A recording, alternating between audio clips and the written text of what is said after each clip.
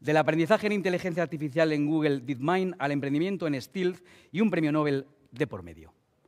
Es el título de esta keynote que vamos a escuchar, y yo tengo muchas ganas de hacerlo porque además es un lujo contar para abrir este Collaborate con Bernardino Romera Paredes, que es ex investigador de Google DeepMind y fundador de la startup Hyverge. Un aplauso fuerte para él. Un aplauso fuerte para Bernardino Romera, que no sé dónde está. Aquí. Bienvenido. Y te escuchamos con atención. Todo tuyo.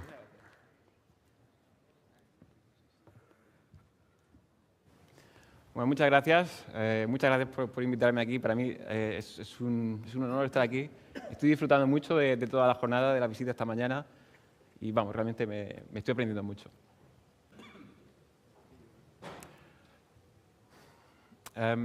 Hace como 10 años, la inteligencia artificial era algo totalmente distinto a lo que tenemos hoy. En 10 años ha cambiado muchísimo. Hemos pasado de la inteligencia artificial de ser simplemente un campo científico, puramente académico, donde se resolvían problemas de juguete, a lo que tenemos hoy día. Hoy día tenemos la inteligencia artificial que está en todos lados.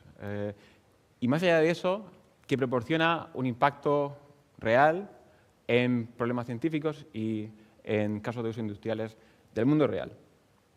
Entonces, en esta media hora me gustaría dar mi perspectiva sobre cómo he ido viviendo esta transformación y este proceso, que por supuesto no ha acabado, sino que continúa y todavía queda mucho. Yo he estado, como han dicho antes, trabajando en Google DeepMind durante 8 años. Terminé a mediados del año pasado. Y durante la mayor parte de ese tiempo he estado en lo que se conoce como el Science Team, el equipo de la ciencia. El objetivo del Science Team es el de desarrollar y utilizar técnicas de inteligencia artificial para resolver problemas científicos importantes, problemas científicos de calado. Y dentro de estos problemas, dentro de todos los proyectos que se han desarrollado dentro del Science Team, el book insignia es el proyecto de AlphaFold. AlphaFold es un proyecto que el objetivo final es el de predecir la estructura de las proteínas. Por dar un poco de contexto, las proteínas están en todos lados, las necesitamos todos los organismos vivos de la Tierra para vivir. Son de alguna forma nanomáquinas que ejecutan todo tipo de funciones. De funciones simples o estructurales como las que tenemos en el pelo, como ser la pieza clave del sistema inmune, ¿no? Los anticuerpos son un tipo de proteínas. Si hacemos un poco de zoom y vemos lo que es una proteína realmente, una proteína es una cadena, una molécula larga de aminoácidos. Y esta cadena se pliega de manera natural en una estructura tridimensional y esta estructura determina en gran medida la función que hace esta proteína. Entonces, entender la estructura o ser capaz de predecir la estructura de una proteína es un problema enormemente importante. Es un problema muy grande dentro de la comunidad, bueno, dentro de la bioquímica. Y ha sido un problema que ha estado ahí desde hace más de 50 años. Un aspecto muy positivo de la comunidad científica relacionada con el mundo de las proteínas, de la bioquímica, es que ellos organizan cada 2 años un evento, se llama CASP, en el cual se evalúan los modelos predictivos para predecir proteínas. Por primera vez, en 2018, DeepMind tomó parte en este challenge y ganó con una gran diferencia sobre el resto de equipos. La razón principal por la que ganó es porque fue el equipo introdujo Deep Learning como caballo de batalla para predecir las estructuras. Y quedó, ya digo, con mucha diferencia con respecto al resto. Fue una entrada, digamos, sorprendente, porque el resto de, competidores venían de laboratorios de todo el mundo, mientras que DeepMind, es una empresa que no tiene en principio nada que ver con el tema de bioquímica, pero llegó y efectivamente tuvo un gran impacto. Yo entré en el proyecto de AlphaFold justo en este momento, cuando terminó AlphaFold 1 y empezamos a trabajar en AlphaFold 2. El objetivo era claro, el objetivo era llegar hasta arriba, llegar hasta el tope, obtener un modelo que sea capaz de predecir las proteínas, la estructura de las proteínas al máximo nivel. Y para ello lo que hicimos fue obtener, digamos, las enseñanzas del primer proyecto, de AlphaFold 1, pero al mismo tiempo hicimos borrón y cuenta nueva. Cogimos el modelo de AlphaFold 1 y lo desechamos. Empezamos desde cero. ¿Por qué hicimos esto? La razón principal es porque en esos 2 años anteriores, en el que se estuvo desarrollando AlphaFold 1, hubo un montón de progresos en el campo de la inteligencia artificial. Muchísimos. Y uno de ellos, especialmente, es el de los transformers. Los transformers que son básicamente, actualmente son la base de los LLMs, ¿no? Los LLMs son transformers muy grandes. Entonces cogimos muchísimas ideas de los transformers y, bueno, las añadimos, hicimos el modelo nuevo basado en esas ideas. Los resultados, bueno, hablan por sí solos. AlphaFold 2, de nuevo, no solamente ganó la competición de 2020, sino que encima lo hizo de nuevo con una gran diferencia, un gran margen de diferencia con respecto al resto de entradas. Y además, el jurado del evento proclamó que los resultados, las predicciones de AlphaFold, son comparables a los resultados experimentales, es decir, a la ground truth, que es lo máximo que se puede decir de un sistema predictivo. Aquí veis un ejemplo, esta proteína que hay aquí arriba, dando vueltas. Si no recuerdo mal, el verde es la ground truth y el azul es la predicción. Y como veis, pese a ser una proteína muy compleja, aún así veis que es prácticamente la misma cosa.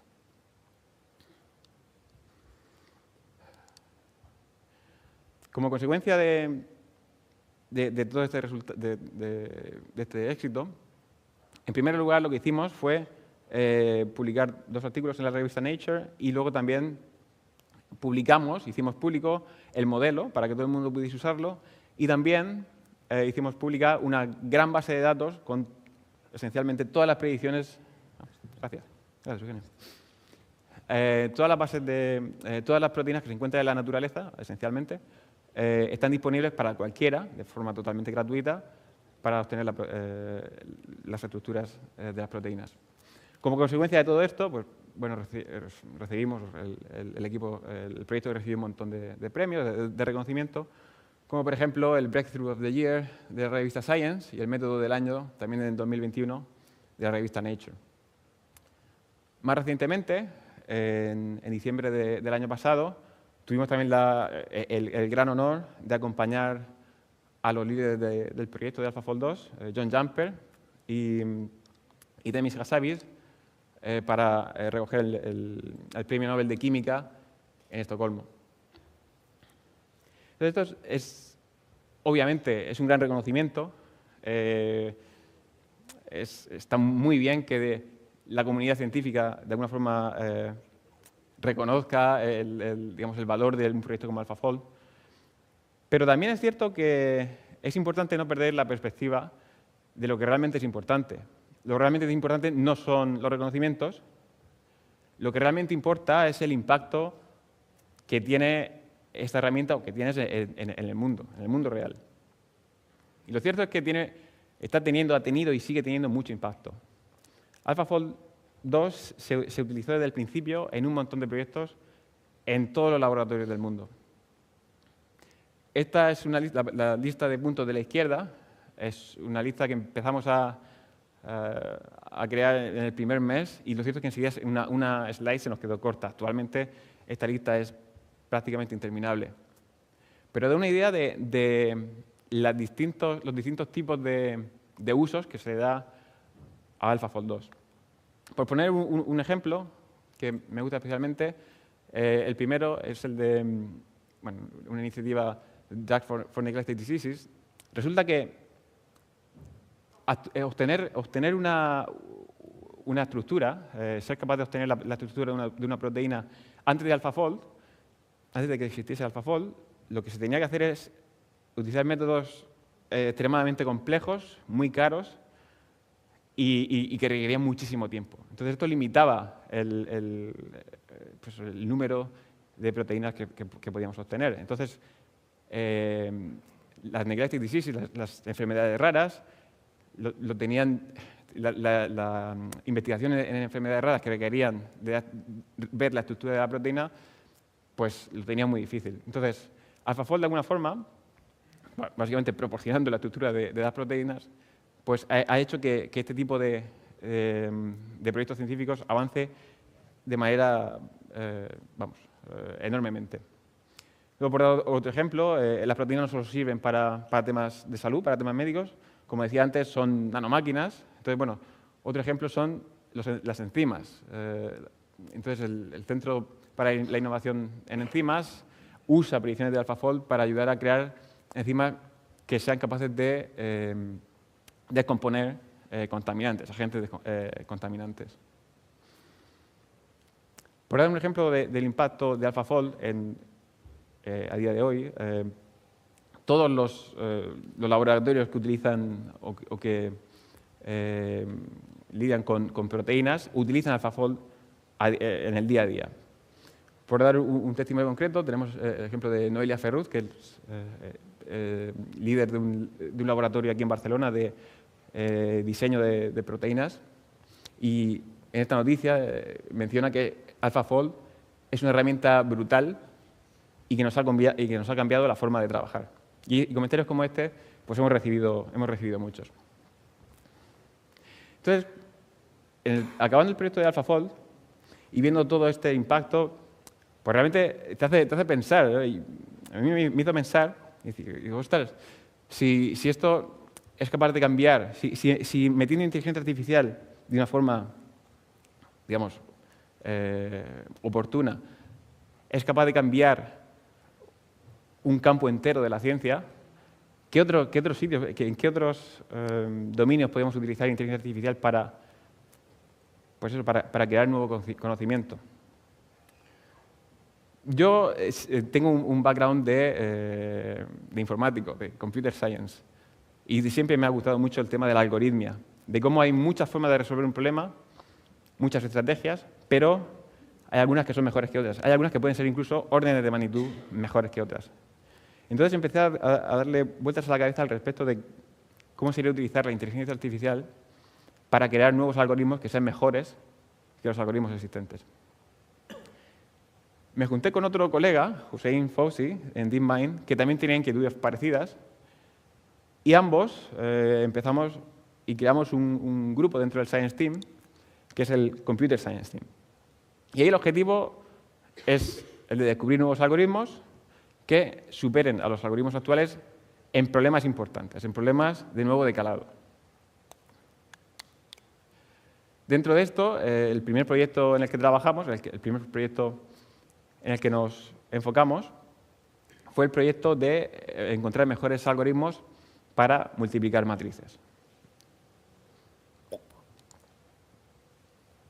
Multiplicar matrices, la multiplicación de matrices es una operación que está en todos lados. Cada vez que ejecutáis cualquier cosa, muy probablemente haya muchas matrices que se estén multiplicando en ese momento.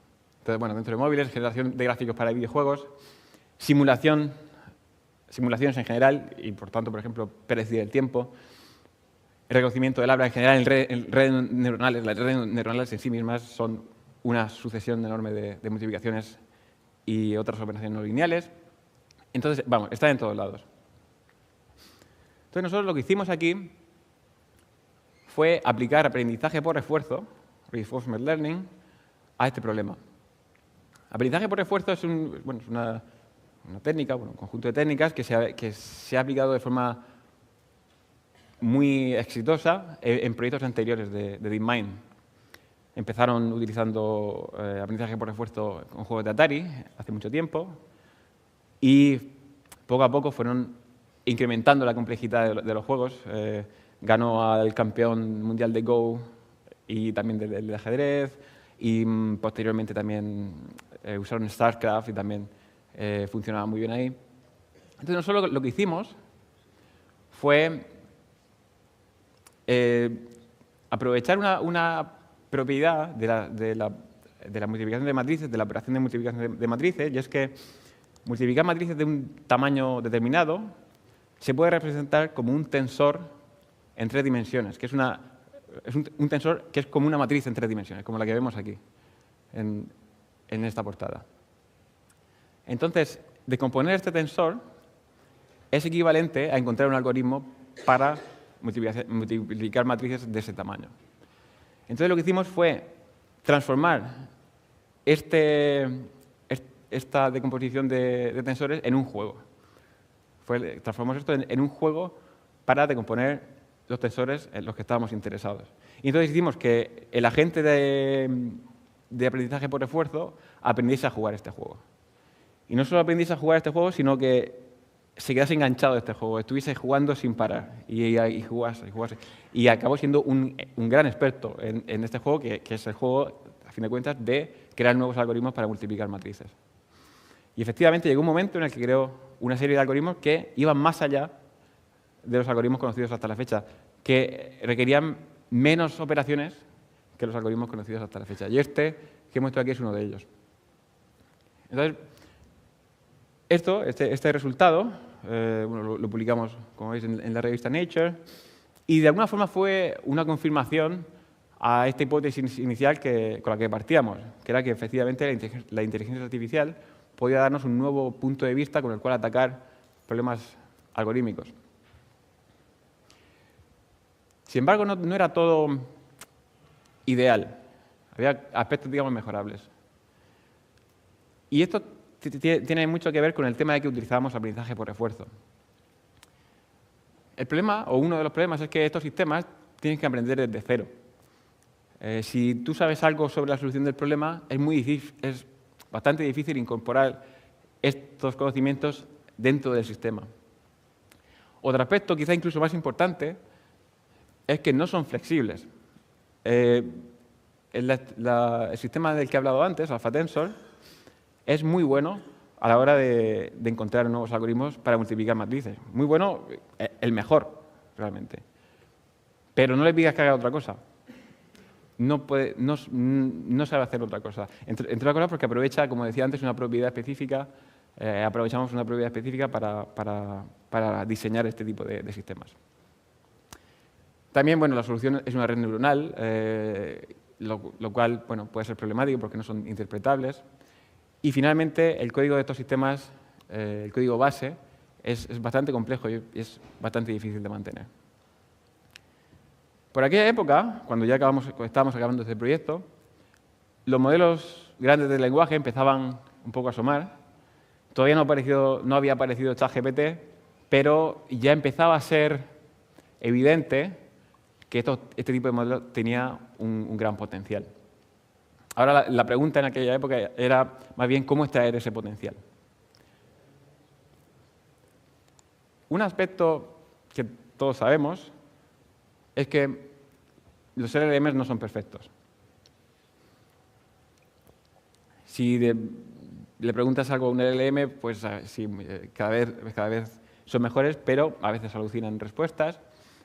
Y en nuestro caso concreto, nosotros, como decía, estamos interesados en resolver problemas importantes, problemas que no están resueltos, problemas algorítmicos o problemas computacionales que estén abiertos. Entonces, si tú le preguntas a un LLM que te resuelva este problema, pues o bien alucina una solución o bien versiona algún trozo de código que haya visto durante el proceso de entrenamiento, pero no va a generar algo original, no va a generar algo nuevo. Bueno, aquí pongo también un artículo de la Universidad Politécnica de Valencia junto con la Universidad de Cambridge sobre cómo estos lenguajes no son tan fiables, pese a que es cierto que cada vez se hacen más esfuerzos para paliar esto. Pero esto es un problema. La buena noticia para nosotros es que aquí estamos lidiando con código y a diferencia del lenguaje natural, el código de programación es algo que podemos ejecutar y podemos analizar de manera automática. Entonces esto nos da una nueva dimensión, porque podemos utilizar un LLM como motor creativo que proporciona todo tipo de ideas. Muchas de ellas no serán válidas o serán estúpidas, pero algunas de ellas de cuando en cuando serán útiles. Entonces, podemos utilizar este evaluador de manera automática que filtrará y mantendrá las mejores soluciones, de manera que las mejores soluciones, los mejores algoritmos, podremos reutilizarlos de nuevo de entrada al LLM y así continuar este bucle sucesivamente hasta que encontremos soluciones innovadoras. Esto que a nivel, digamos, de implementación tiene más complejidad, pero lo cierto es que a nivel conceptual es muy sencillo. Y lo cierto es que, pese a esa sencillez, funciona realmente bien. Nosotros fuimos los primeros sorprendidos de lo bien que funcionaba. El resultado de este proyecto fue un artículo que publicamos en Nature hace poco más de un año y en el cual describimos este sistema, todos los detalles del sistema, y además aplicamos el sistema a dos problemas distintos. El primer problema era un problema de naturaleza teórica, era un problema matemático, el problema del CAPSET, y en el cual, resumiendo, no me voy a enfocar aquí, pero resumiendo lo que hizo fue, el sistema fue capaz de producir un trozo de código que generaba una estructura que superaba a las ya existentes en este problema. Y en este proyecto estuvimos colaborando con un profesor de matemáticas que es la eminencia más grande con respecto al problema del CAPSET, que por cierto es un problema muy importante, reconocido dentro de la comunidad científica, dentro de la comunidad de matemáticos. Y este profesor, en primer lugar, se sorprendió de que el sistema obtuviese una nueva solución que fuese mejor, pero lo que más le sorprendió fue que era capaz de ver el código, era capaz de entender el código que producía esa solución y, según nos dijo, fue capaz de entender nuevos conceptos sobre el problema en los que no había pensado hasta la fecha. Y estamos hablando de una persona que ha dedicado media vida a este problema. Pero aquí me quiero centrar un poco más en el segundo problema en el que aplicamos FunSearch. El segundo problema tiene un cariz más práctico, es el problema del empaquetamiento online, que responde a la pregunta de cuál es la forma más eficiente de empaquetar objetos de distintos tamaños en cajas. Y el apellido online hace referencia a que los objetos te van llegando y conforme te van llegando tienes que decidir a qué caja lo metes. No tienes información sobre qué objetos te van a venir después. ¿Por qué nos enfocamos en este problema? Bueno, la razón principal es porque es clave en muchos problemas del mundo real. En el mundo real hay muchos problemas que son variaciones del problema del empaquetamiento online. Como, por ejemplo, cargar contenedores con cajas o asignar trabajos computacionales a servidores en centros de datos. Y al final, por supuesto, el objetivo está claro, es minimizar costos, minimizar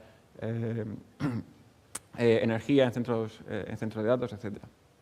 Entonces, aplicamos FunSearch a este caso de uso, utilizamos benchmarks que están disponibles para este tipo de problemas, y lo que descubrimos fue que FunSearch con mucha facilidad encontraba algoritmos que mejoraban a los ya existentes. Ahora bien, ¿significa que estos algoritmos que encontraba FunSearch son mejores que los algoritmos, digamos, tradicionales o genéricos? Y la respuesta es que no son mejores en general. Son mejores específicamente para los benchmarks en los que los utilizamos. Porque lo que hace FunSearch es explotar o aprovechar las peculiaridades de tu caso de uso, por ejemplo, la topología del centro de datos, la topología de servidores, o la carga de trabajo, etcétera, la distribución de la carga de trabajo, aprovecha esas peculiaridades para obtener un algoritmo que esté hecho a medida para ese caso de uso. Y esto creo que es muy interesante, porque pese a que hay muchas instancias del mismo problema, no hay dos instancias que sean iguales. Entonces, por ejemplo, cargar contenedores con cajas en el puerto de Barcelona quizás no sea el algoritmo óptimo, quizás sea distinto al algoritmo óptimo de cargar cajas en el puerto de Valencia, por ejemplo. Entonces, como decía, FunSearch puede automáticamente producir programas o estrategias que están adaptadas a un caso de uso específico. Cuando hablo de automáticamente y de adaptar automáticamente, viniendo de donde vengo, con la gente con la que me relaciono, todo el mundo, cada vez que se habla de adaptar automáticamente, piensa en redes neuronales. Porque eso es lo que hacen las redes neuronales. Tú le echas cualquier cosa a una red neuronal y lo que hace es adaptarse automáticamente a esos datos. En este caso no tenemos redes neuronales. Lo que tenemos como salida no es una red neuronal, es un trozo de código, es un algoritmo. Y esto tiene una serie de ventajas. En primer lugar, bueno, es más fácil de implementar, no necesitas hardware especializado, no necesitas GPUs. Pero incluso también más importante, no es una caja negra. Las redes neuronales realmente son cajas negras. Ves la entrada, ves la salida y lo que pasa entre medias no se sabe. Aquí sí, aquí puedes ver exactamente lo que pasa. Puedes intentar entender lo que pasa, puedes incluso jugar con modificar ciertas cosas. Y también, por tanto, es más fácil de debuguear y también es más predecible. Y luego también otro aspecto que hemos visto es que también tiende a ser más escalable que las redes neuronales. Una vez que publicamos el artículo, vimos que muchos otros grupos construyeron encima de FunSearch. Y uno de los grupos fue desde dentro de DeepMind, que utilizaron FunSearch para digamos, tomar partido en competiciones de programación. Las competiciones de programación, la mayoría de competiciones de programación, lo que hacen es proponer problemas a los competidores y cada uno de los problemas o bien los resuelves o bien no. Sin embargo, lo que hicieron en este proyecto, por eso yo solo participé como advisor, lo que hicieron fue enfocarse en un tipo específico de competición, hashcode, en el que el feedback que obtienes del sistema no es si el problema es correcto o no, sino que lo que obtienes es un valor de cómo de bueno es tu solución. Y esto es especialmente interesante porque eso es precisamente lo que hace FunSearch, ¿no? El feedback que obtiene FunSearch es precisamente eso, es un valor, y lo que quieres es optimizar ese valor. Bien, Hashcode era una competición multitudinaria, participaban más de 125.000 programadores, participantes. Y un aspecto también muy interesante de Hashcode es que cada una de las pruebas estaba inspirada en un caso de uso real. Por ejemplo, una de las pruebas era sobre optimizar recursos en centros de datos, otra era sobre asignar carreras de taxis a clientes, otra era sobre optimizar temas de señalización de semáforos y otra era sobre gestión de proyectos, sobre cómo optimizar la manera en la que se asignan personas que tienen perfiles específicos a proyectos que requieren de un tipo específico de skills. Pues bien, para cada uno de estos 4 casos que menciono aquí, el algoritmo que proporciona FunSearch es mejor que el mejor de los algoritmos producidos por cada uno de los participantes que participaron en esta competición. Lo cual es bastante, en mi opinión, bastante impactante. Hussein y yo, los que empezamos el Computer Science Team, también teníamos una idea en común en este momento, y fue que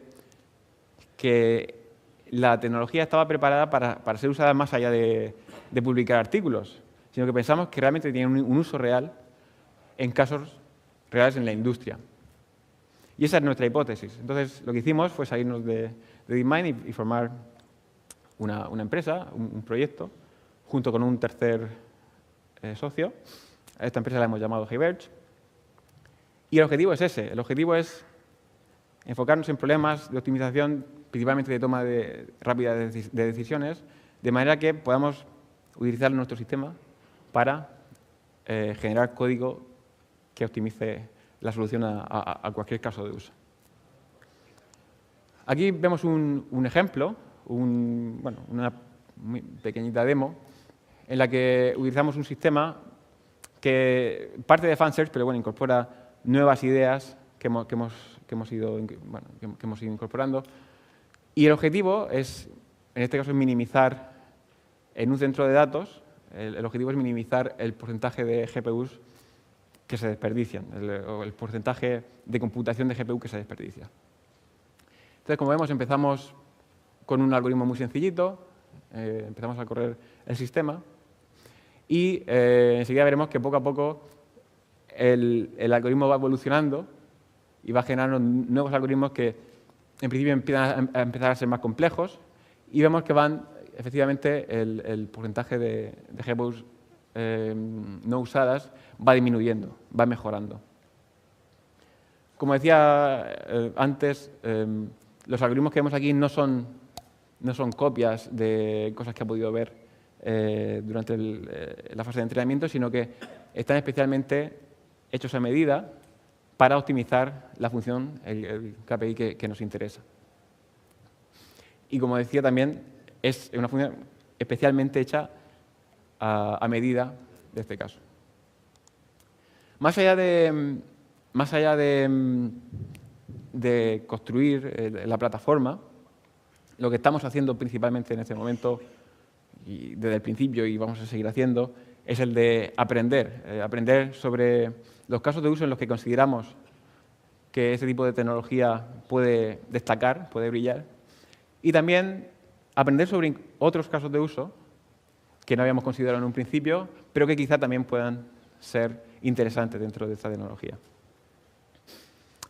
Por lo pronto, como decía, acabamos de empezar, pero por lo pronto hemos sido seleccionados como uno de los 12 proyectos en el T-Challenge, durante el cual pues, vamos a estar colaborando con ingenieros de Deutsche Telekom y T-Mobile.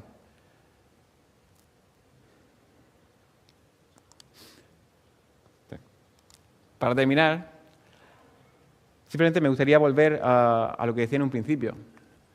Estamos en un momento en el que el campo de la inteligencia artificial ha madurado a niveles en los que puede tener un impacto, está teniendo ya un impacto real en usuarios finales, pero también cada vez más, yo creo, vamos a ver que va a tener un impacto en el B2B. Y creo que ese va a ser, y está siendo ya el siguiente nivel. Entonces, creo que estamos en un momento muy interesante, extremadamente interesante. Creo que somos muy afortunados de poder estar viviendo en los tiempos en los que vivimos.